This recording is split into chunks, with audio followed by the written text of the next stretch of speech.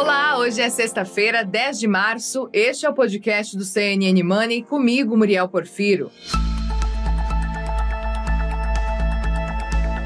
Hoje o foco principal é a inflação de fevereiro, medida pelo IPCA e que vai ser divulgada às 9 horas da manhã. E esse indicador pode nos dar uma noção sobre as apostas em torno da queda da taxa Selic, tão cobrada pelo governo e por parte dos setores privados. O IPCA vem de 4 meses seguidos de alta, ainda assim, em janeiro teve uma desaceleração em relação a dezembro. Para fevereiro, a projeção é de alta entre 0,7% a 0,8%. Já nos últimos 12 meses, o indicador tem acumulado uma alta de 5,77%. Também desacelerou se compararmos com os 12 meses anteriores. A projeção de alta acumulada agora é de 5,54%. E o Banco Central divulgou ontem um documento em que reconhece que o mercado de crédito esfriou nos últimos meses. A ata do Comitê de Estabilidade Financeira aponta alguns acontecimentos recentes que explicam o cenário atual. Quem traz pra gente os detalhes é o analista de economia, Fernando Nakagawa.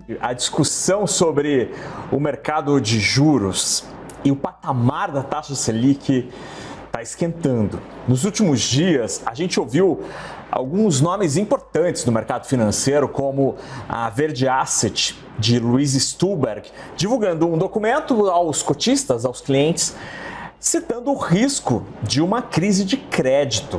E para eles, da Verde Asset, essa situação requer boas políticas públicas e não bravatas das autoridades.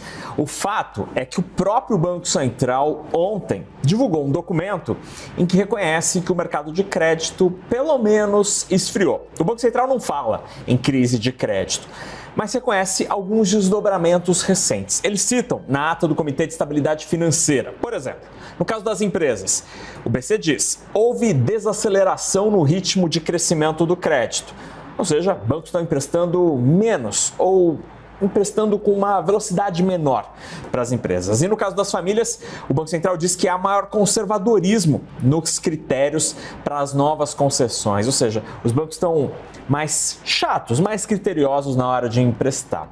O fato é que os indicadores recentes mostram que o mercado de empréstimos, a oferta de empréstimos, está passando por um momento um pouco mais complexo. Desde o momento da crise das Americanas, ainda em janeiro, e aí quando você soma o patamar do juro em 13,75, isso tem feito com que seja mais difícil tomar crédito, ou quando você consegue, ele é mais caro. E aí no meio dessa discussão toda, algumas empresas passando por dificuldades na hora de tomar capital de giro, o fato é que nos últimos dias cresceu a sensação no mercado financeiro de que o juro pode começar a cair antes do esperado.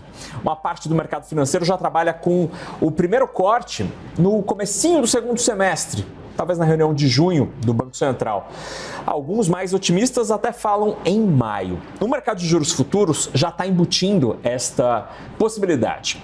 A gente tem aí na tela o contrato de juro futuro de janeiro de 2024.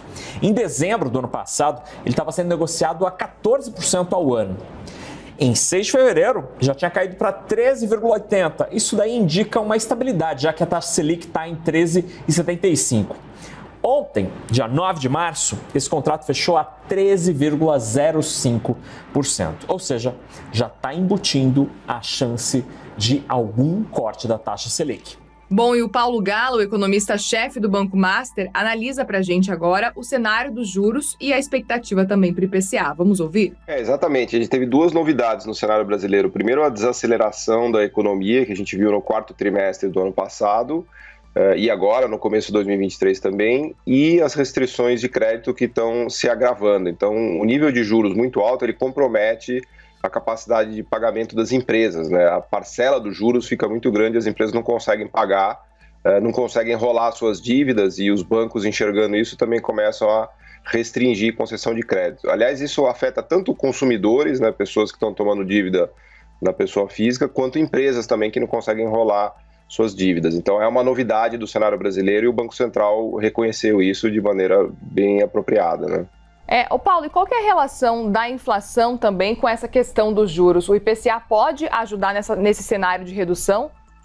O juros elevado, ele desaquece a economia. Então, uma pessoa que vai, eventualmente, trocar de carro, comprar móveis, comprar um imóvel, não consegue comprar porque está muito caro, né? Isso desacelera a atividade econômica e, portanto, as empresas não conseguem aumentar preços. Então, na verdade, o que a gente chama do canal dos juros é um canal de desaceleração de atividade econômica que reduz os preços ou reduz a capacidade de aumento de preço das pessoas lá na frente. Por isso que o IPCA está desaquecendo. A gente deve ver o IPCA esse ano menor do que no ano passado, com a inflação, portanto, mais baixa, com uma economia mais fraca, né? Vou pegar justamente por esse ponto para a gente começar a analisar o que esperar do IPCA agora de fevereiro, que vai ser divulgado hoje, logo mais a partir das 9 horas da manhã. Também te ouvir com relação a esse ponto. Quais setores podem puxar também a inflação para cima? A gente acompanhou em janeiro, foi a questão de alimentos, de transportes. A reoneração dos combustíveis foi só a partir de março. Então, qual setor, na sua avaliação, pode acabar puxando, tendo essa alta aí com relação à inflação?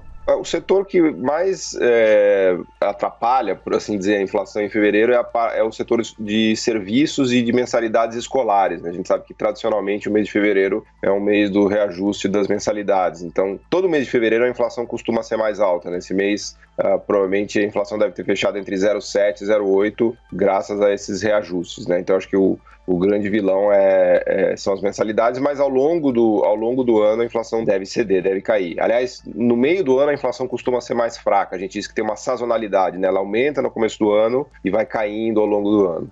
O arcabouço fiscal vai agradar a todos, inclusive o mercado. Quem fez essa afirmação não fui eu, foi Simone Tebet, a ministra do Planejamento, depois de se reunir nessa quinta com o ministro da Fazenda, Fernando Haddad, para tratar do assunto. A expectativa continua, até porque tudo indica que a ideia da ala econômica do governo é apresentar o novo modelo antes da reunião do Banco Central, que acontece entre os dias 21 e 22 de março, ou seja, tem 10 dias até lá. A apresentação do substituto do teto de gastos pode auxiliar na decisão sobre baixar ou não os juros por aqui. Paulo Gala também comenta sobre as expectativas do mercado sobre a nova regra fiscal. Estamos aqui na expectativa. No mercado está acreditando. Se a gente olhar as taxas de juros futuras, que medem um pouco esse pulso da expectativa do mercado em relação ao que vem, as taxas têm caído bastante. Nessa semana elas caíram, mostrando que há uma expectativa positiva. Eu acho que o fundamental dessa regra é ter, primeiro, uma trava de gastos, né? Alguma regra que mostre como o governo pretende controlar os gastos ao longo do tempo, e segundo, alguma trava ou alguma regra em relação ao endividamento, né? Que dê alguma capacidade de previsão de endividamento público ao longo do tempo. Se tiver esses dois componentes, eu acho que é uma regra que pode agradar, né? O mercado, por enquanto, está com uma expectativa positiva, né? Tomara que não venha uma decepção aí nos próximos dias, né? Pois é. Qual que seria o cenário, na sua avaliação, de uma decepção? O que poderia ser algo que realmente não agradasse o mercado? Eu acho que uma ausência completa de regra de trava de gastos, né? Porque quando a gente fala de regra fiscal, tem vários elementos. Primeiro, a trajetória da dívida pública, ou seja, sem querer falar muito economês, né? O quanto que o governo está se endividando. Então precisa ter algum limitador do quanto ele se endivida ao longo do tempo. Outro é algum limitador do quanto ele gasta ao longo do tempo, né? Pode ser, por exemplo, se cogitou muito uma trava de gasto per capita, né? Você limita o crescimento do gasto público ao crescimento per capita do país, né? Que é quanto a renda das pessoas está crescendo na média, né? Então, se não houver nenhuma regra desse tipo de travar gasto e travar endividamento, aí o cenário pode se agravar. Aí tudo isso que a gente viu nessa semana de melhora, de alta de bolsa, de queda de juros, pode ser revertido. Os juros futuros podem voltar a subir, que são os contratos, né, que onde a gente monitora essa expectativa do mercado em relação à questão fiscal, né? E essa vontade de Haddad de justamente apresentar essa proposta antes da reunião do BC, justamente para tentar fazer uma pressão maior aí, para baixar os juros, funciona na sua avaliação? Faz sentido esse esforço para realmente entregar essa nova proposta, um novo modelo, antes dos dias 20 e 21? Eu acho que faz muito sentido. A gente tem uma necessidade urgente de começar a reduzir juros sob risco de entrar em recessão. A gente viu que o PIB caiu no quarto trimestre do ano passado, os dados para esse primeiro trimestre não são bons. Agora tem a questão do crédito que a gente já comentava, então quanto antes essa regra fiscal for anunciada e quanto mais ela puder convencer o mercado e convencer o próprio Banco Central, melhor, porque a gente pode caminhar para um processo já de corte de juros. Então acho que é até louvável esse esforço da equipe econômica de antecipar tudo isso. Lembra que na discussão da PEC de transição, essa regra tinha ficado para o final do primeiro semestre, né? Então já estamos conseguindo, né? Se eles conseguirem mostrar isso antes do final de março, é uma notícia muito boa, né?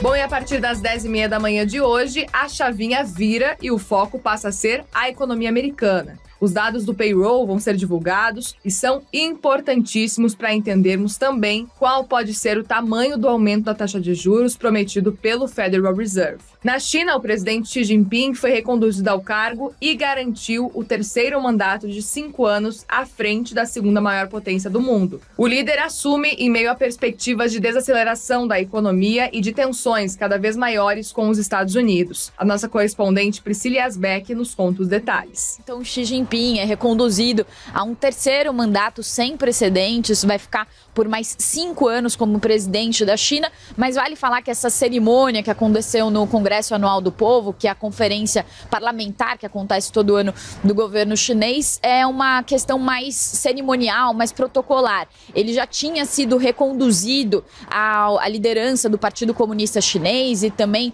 tinha sido reconduzido como chefe das Forças Armadas em outubro do ano passado no Congresso do Partido Comunista. Essas duas funções, o chefe do Partido Comunista e o chefe das Forças Armadas, são ainda mais importantes do que a função de presidência, que pra gente aqui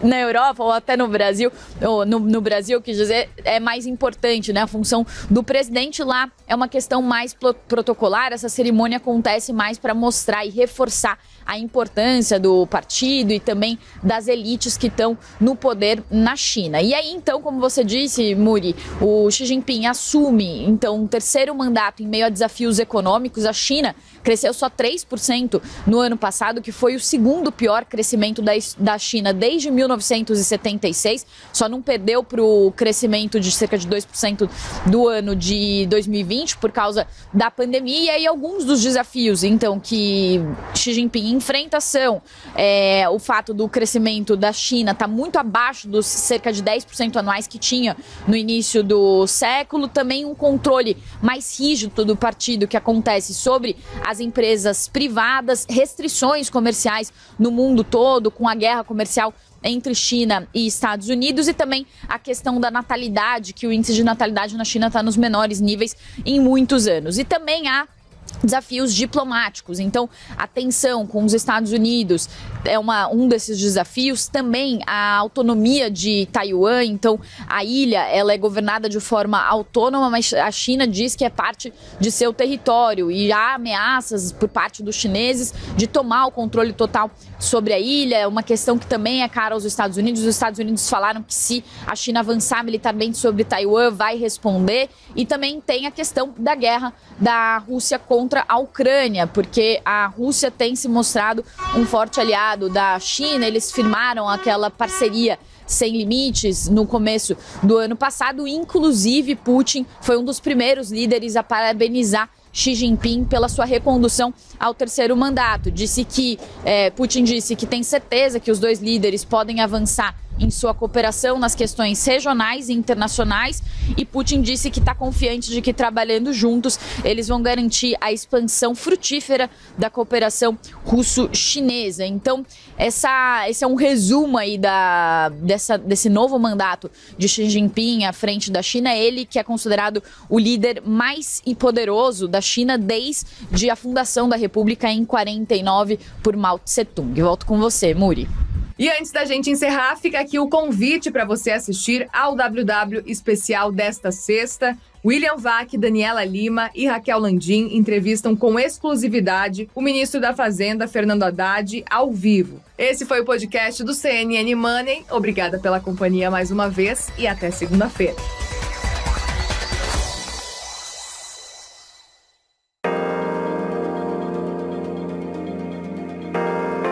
Com apresentação, pauta e coordenação editorial de Muriel Porfiro, este podcast é produzido pela CNN Brasil, com a edição da Maremoto. Produção, Larissa Coelho e Tamara Nassif. Edição, sonorização e coordenação técnica, Felipe Gomes. Coordenação de produto, Verônica Schneider. E você também pode ouvir o CNN Money no site da CNN Brasil. E aproveite, claro, para conhecer os nossos outros programas em áudio. É só acessar cnnbrasil.com.br/podcasts. Até mais, obrigada.